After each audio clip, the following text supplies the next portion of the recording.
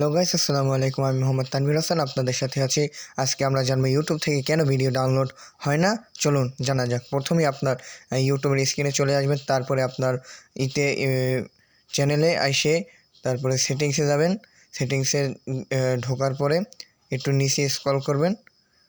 Scroll করতে আরেকটু scroll করবেন, দেখবেন যে ডাউনলোড নামে একটি অপশন আছে। ডাউনলোডের উপর চাপ দেবেন।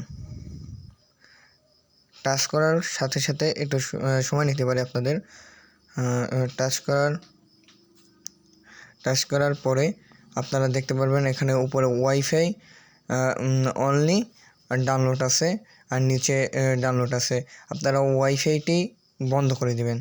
ওয়াইফাইয়ের কারণেই ভিডিও ডাউনলোড হয় না। নিচে ডাউনলোডে শুধু ডাউনলোড আছে, ওইটাই অন করে দেবেন বাটনটা, তাহলেই আপনাদের ভিডিও ডাউনলোড হবে।